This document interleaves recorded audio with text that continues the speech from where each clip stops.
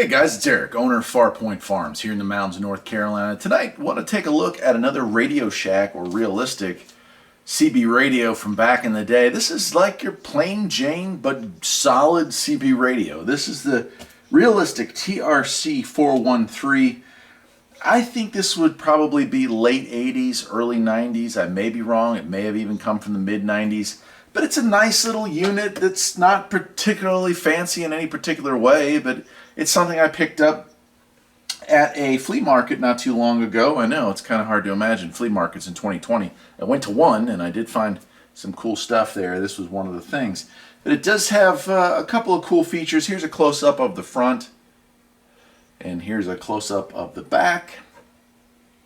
And you can see here's a close-up of the side, and it did come with the little knobs.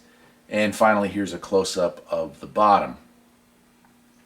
And so I brought it home, and it's a little rough. You can see it's kind of dirty in those pictures. There's a little bit of green corrosion on the fake aluminum here. But guess what? It does work. Let me turn it on. I don't have an antenna hooked up to it right now, but we'll see if we can get any contacts here with the old Antron. It's a nice sunny day out. But turn it on, and it has a digital power meter, which was kind of the cool thing in the 80s. Everything went digital, the late 80s. And channel counter here, which does seem to work pretty good. It looks like I don't have any. Do I have a dead spot? No, everything seems to be functional, which is nice. Now we do have CBPA and automatic noise limiter on and off. And then finally just our regular squelch. There's also a little power button there. So not terribly complex.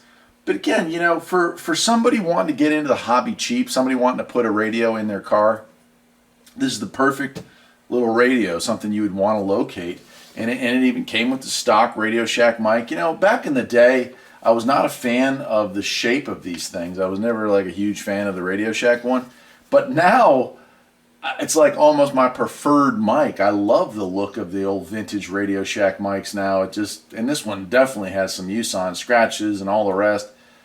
It's just a little RS has been rubbed off on there, but certainly this thing has got a lot of use. But check out the cord. It's still in great shape. This is a side-mounted cord here. I'll turn it sideways a little bit. And it's a 5-pin DIN, which was Radio Shack or Realistics. That was their thing. They were really into that.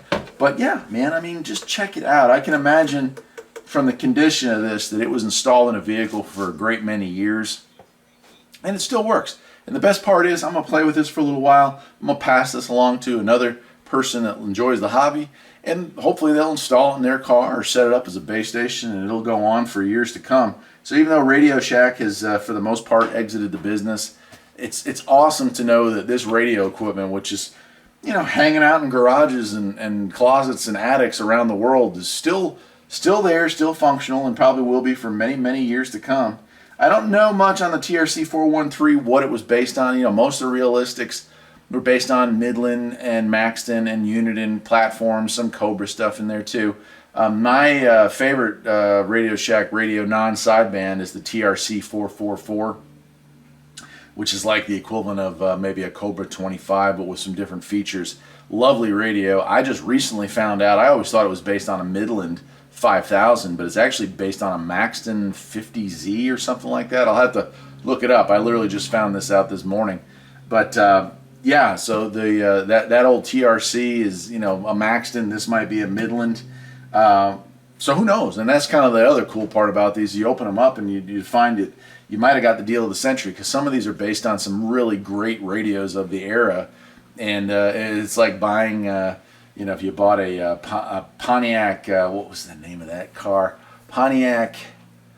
I can't remember. The Toyota Matrix was the Pontiac something or other, and it was like you could get a much better deal on the Pontiac because Pontiac, and it was right was they were going out of business. So it's stuff like that where sometimes you don't realize you're getting a sleeper. Anyway, I'm going to go ahead and hook up the Antron here. Let's see if I can get it hooked up. I don't think there's anything going on this morning. It's a Sunday morning, pretty early. It's still about 6:45 in the morning. But let's just go through it.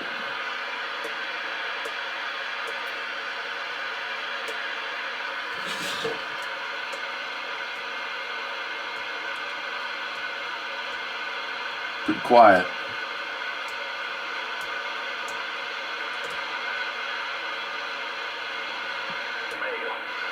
Super Bowl's got something going on. Or there was.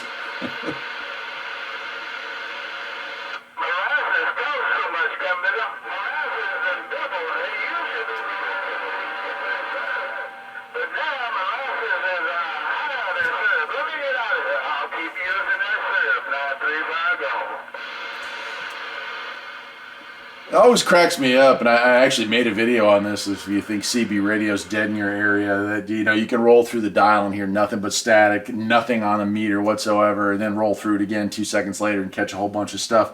Obviously, people talking on the Super Bowl this morning.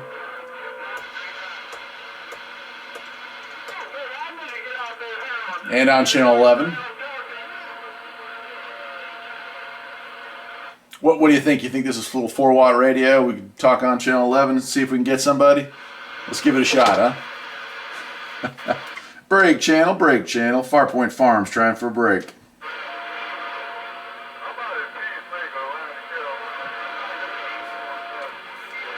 Farpoint Farms trying for a break here in the mountains of North Carolina.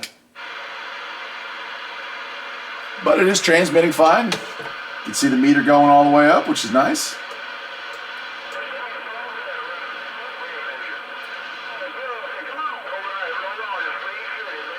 Skip on 15, that's kind of unusual for my area. We'll try the trucker channel and we'll give it a shot. Farpoint Farms trying for a radio check on channel 19. Channel 19, looking for a radio check.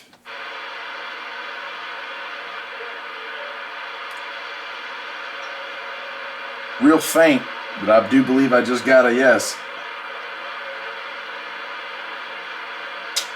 Anyway, I guess that'll do it for, well, this morning. I always say tonight on these videos, even though I post them in the morning and usually make them in the morning. But that's it, yeah. Another fine little radio here at the farm. It's amazing. Like I said, don't underestimate if you don't come across a Cobra 29 or a Unit Grant or something real nice. Obviously, people do prefer to find sideband radios, and I have made videos on the reason why that's not a bad idea. But for mobile installs or for beginners or budget builds, nothing wrong with a radio like this. In fact, I would recommend this as a first radio for somebody who's wanting to get in and just get their feet wet, see if it's something that they'll enjoy playing with. I'm Eric, the owner of Farpoint Farms. Hope you enjoyed this video on the TRC-413, and I'll see you next time. Take care.